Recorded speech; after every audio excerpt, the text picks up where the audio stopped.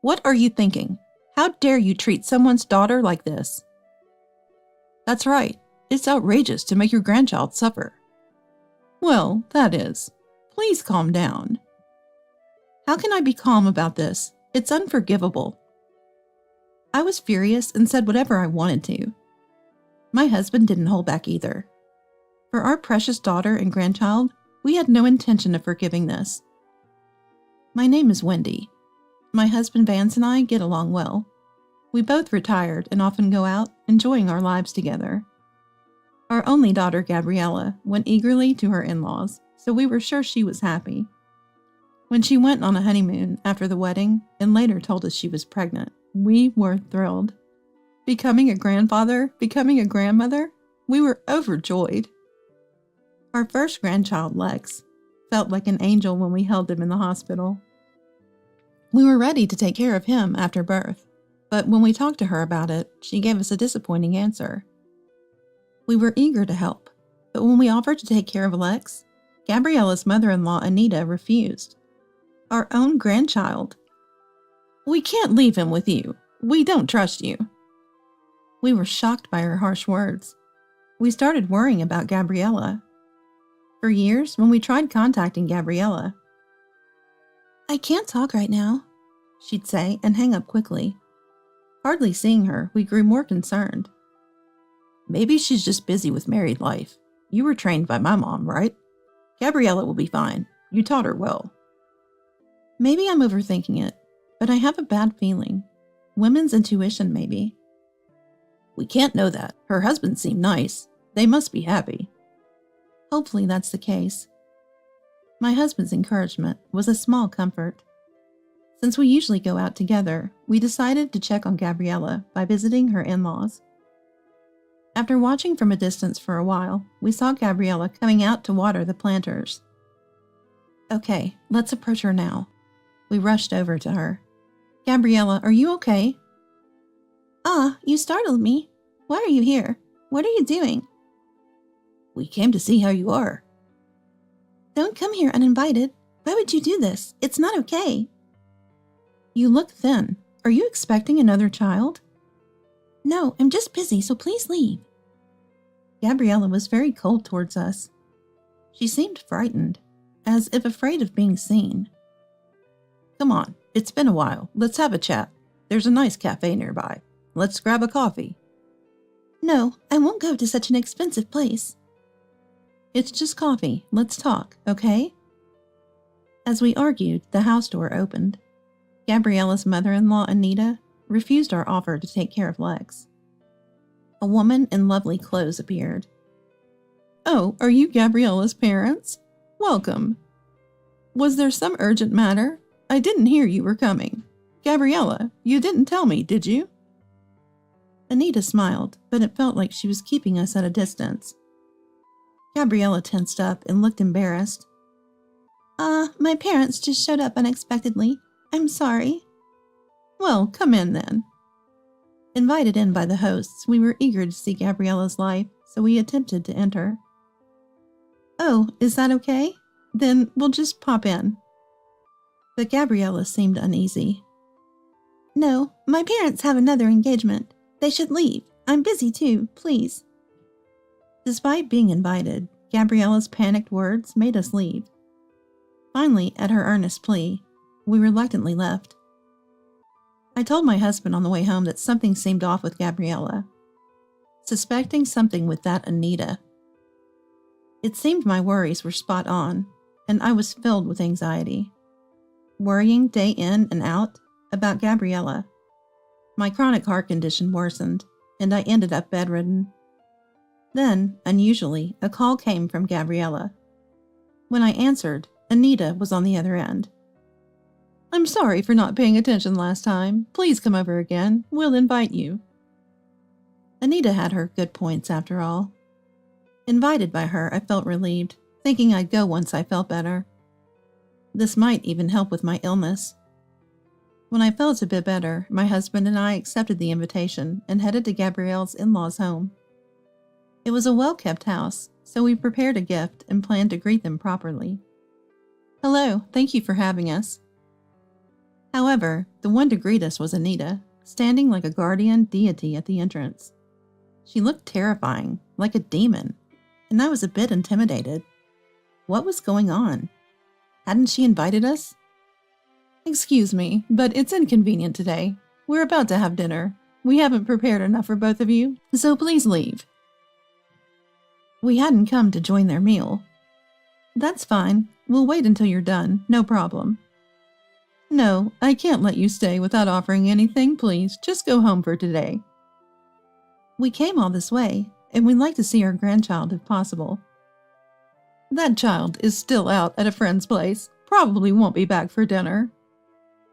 Anita seemed to be hiding something, inviting us, yet turning us away, not letting us inside. What was going on in the house? Was Gabriella safe? I felt like a detective or a cop trying to peek inside. Can't we do something? Last time I couldn't even see my daughter properly. We just want to talk. Well, your daughter is independent now, so there's no need to meet so often. Oh, come on, please. I already told you we're about to eat. Or are you planning to join us? We don't have enough for you. After a few back and forths, we ended up defeated by Anita's pressure and had to leave. I had hoped to talk with Gabriella after so long and felt disappointed. On the way home, feeling sad that we couldn't meet Gabriella, my husband gently patted my shoulder. He understood me, being my life partner. It's okay. They have their reasons. Even if we can't meet Gabriella as we wish, it's fine as long as she's doing well. Well, last time I saw her, she looked so thin. I'm really worried. Maybe she's dieting. I should be the one dieting, not Gabriella. She's always been slim. Did she change her mind after marriage? Dieting? Our Gabriella? The one who loves to eat? Maybe she decided to diet after getting married. Yeah, she always liked fashion. Maybe her thoughts changed. Right. Don't worry too much, Wendy. If you collapse again, that's what worries me. Don't worry about me. I'm fine. We tried not to worry too much about Gabriella. We believed she would contact us if something happened. Days later, we saw Gabriella and Anita at the supermarket. My husband suggested not to approach, but I was too concerned seeing them. They were talking at the meat section. Anita, please, at least for Lex. Are you defying me? Who do you think you are? Lex is a boy, just started elementary school. He needs to build strength. How much do you think that costs? Eavesdropping? I couldn't understand what they were talking about. It seemed like they were speaking in a way that others wouldn't understand. I wanted to approach them, but my husband stopped me. We argued back and forth, getting nowhere. My husband said, Interfering in others' quarrels is difficult. Every family has its own way. Gabriella, pushing a cart, looked lonely and seemed to be shopping under Anita's direction. Her figure from behind seemed to have lost all hope. My heart ached again. My worries grew even larger.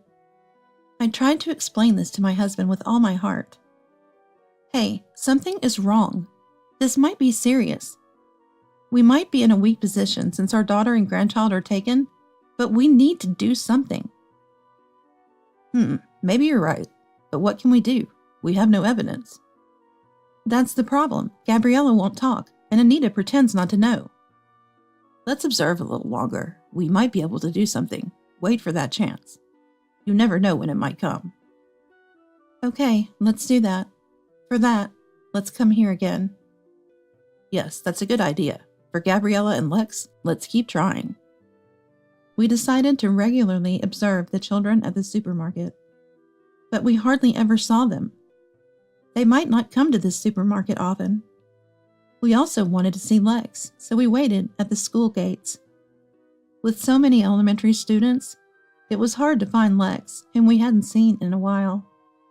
Meanwhile, our daily routine had completely changed.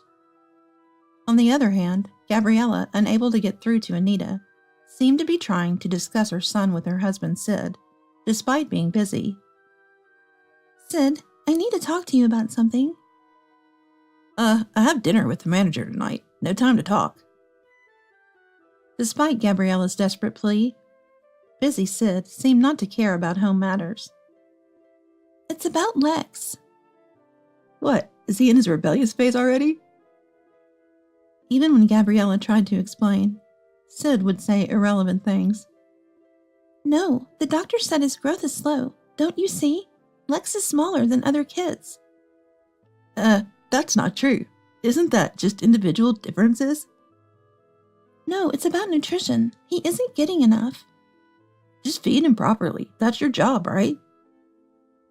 I want to talk to you about your mom giving Lex some meat. Impossible. I'm busy. No time for that. I have to go now. I'm leaving Lex to you. Gabriella worried so much about Lex, but Sid seemed indifferent. As we worried, Gabriella also struggled, feeling Sid's heart drifting away from them. She was convinced that if this continued, things would get worse, and she began to think of ways to change the situation. Gabriella, on the other hand, had appealed to Anita, but she was not being heard, so she was trying to talk to her husband Sid, because he is the father, even though he is busy with work, and she wanted him to think about her son with her. Meanwhile, I ran into my friend Caitlin on the street while I was troubled about Gabriella's family. Caitlin looked worriedly at my pale face. Wendy, are you okay? My heart, you know. Really? Take care. Don't overdo it. Thank you, but I have to go to the community center. I hadn't been to the local meetings for a while. Caitlin had always helped me, and neighborhood relations are important. Actually, there's something perfect for you. Oh, what's that? Hawaiian dance. Oh, I love that. I've always wanted to try. I had been feeling down thinking about Gabriella's family, but this lifted my spirits. Friends are indeed valuable. Thanks for inviting me. I think I can make it. Caitlin, noticing my still poor complexion despite my cheerfulness, seemed to realize I was troubled. Something happened recently. I heard rumors you've been playing detective. Detective? Caitlin looked at me curiously. I love detective and crime dramas. I've always wanted to try surveillance. Maybe I can help you. What? Detective? Crime? No, you see, watching at the supermarket, staring at kids. It's like something out of a drama. How do you know? I was flustered. If Caitlin had noticed, maybe Anita knew about our actions too. Well, it's obvious, isn't it? We're friends, and your unusual behavior stands out. Caitlin said it with a laugh, but the thought of our actions attracting attention made me a bit uncomfortable. From an outsider's perspective, our actions must have seemed suspicious. Oh dear, how embarrassing. But if you're willing to help, I'd really appreciate it. Hey, what are you doing all this for? I explained to Caitlin that I was worried Gabriella and her son were being mistreated by Anita, and I wanted to catch them in the act. Looks like it's time for Detective Karen to step in. Let's clear up this matter, Wendy. Don't overdo it. It's hard on your body. I've got your back, don't worry. Yeah, thank you. That helps a lot. Caitlin, now fully on board, started asking around. Apparently, many people had seen Anita and Gabriella having arguments at the supermarket, especially near the meat section. What did meat signify, and what could it lead to? With Caitlin's help, I had to gather more evidence. Without solid proof, it was difficult, but thanks to Caitlin, it was clear their arguments were food-related. Yet I couldn't catch the scene myself. These days only heightened my anxiety, affecting my health. My husband tried his best, but we couldn't easily enter their house, and we worried about Gabriella and her family. I might end up hospitalized. Heart disease is unforgiving. Worrying isn't good, but my daughter and grandson are my priority. If I were hospitalized, I couldn't do anything for them. Torn between my health and my daughter's situation, the pain and worry multiplied. I could collapse any day. My doctor had warned me about my fragile health.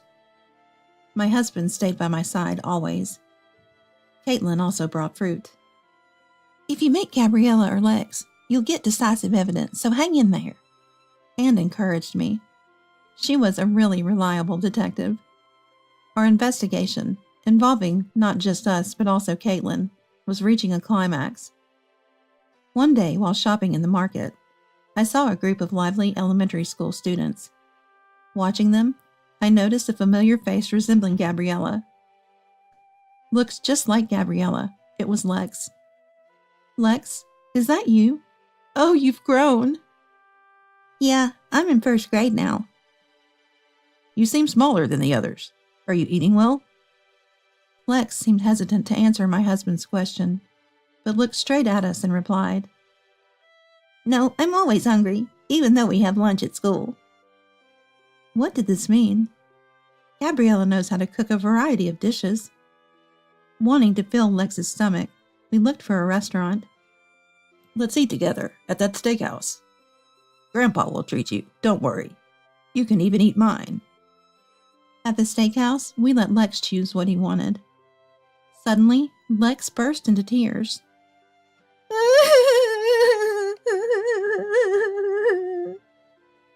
So loud that we hurriedly apologized to the other customers. What's wrong? Is it bad? If it's not tasty, you don't have to force yourself, I said. Lex shook his head vigorously and said with a beaming smile, No, it's not that. It's really, really tasty. Surprised by Lex's reaction, as if he had never eaten meat before, I was relieved to see him happy. Ah, I see. That's good. You scared us. As we were relieved, Lex muttered sadly, I wish I could give Mom some of this delicious meat, too. My husband and I understood something important from Lex's words. Maybe Gabriella and her family weren't eating enough. Lex, you mean you don't usually eat meat?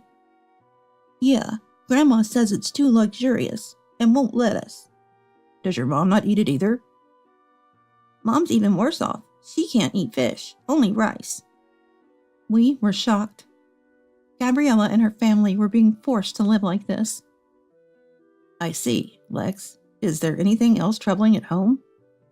Well, we listened to Lex, who seemed more energized after eating, and learned various things. We had to confront Anita at their home. We were determined. Feeling comparatively well, we decided to visit their home with Lex. We started with an unrelated issue to catch them off guard. Upon entering, my husband spoke to Anita, while Lex and I followed our plan. Hello, we ran into Lex nearby, and he seemed a bit down, hungry, so we took him to a steakhouse. It was kind of you, but unnecessary. Sorry for troubling you. No, he seemed unaccustomed to eating meat. Found it unusual, you know. We caught them off guard. As Lex went inside, I quickly followed. The plan worked like a detective plot. Anita's reaction to the mention of meat made her face contort. There was definitely something amiss. Hey, don't just enter someone's house like that. Anita tried to get rid of us, but I hit the core issue. More importantly, Lex mentioned that the boy isn't eating meat. That's sad, isn't it? Is it true? Oh no, of course not. That's not true. We pressed Anita, who quickly denied. Really? You're not letting them eat meat? Let's make it black and white, whether we're feeding them properly or not. We cornered Anita, pressing for clarity. What are you thinking? Not feeding a growing child properly? Overwhelmed by our momentum, Anita started shifting the blame. No way, that's not me. Is that Gabriella's idea? I don't know anything. Gabriella appeared, interrupting Anita's denial. Wait, Anita, I can't take it anymore. It's too hard for Lex. I'll tell the truth. Dad, Mom, thank you for always worrying. Gabriella? She was different from her usual self. A mother protecting her child, courageous and divine. Dad, Mom? Actually, Lex and I haven't been fed properly. Sid is always busy eating out, not knowing anything. When I try to speak, he doesn't want to listen, and Anita interferes. Nobody helps us. Gabriella continued passionately. Anita seemed to shrink in size. Lex is smaller than other kids, and the doctor warned us about his diet, but nobody understands.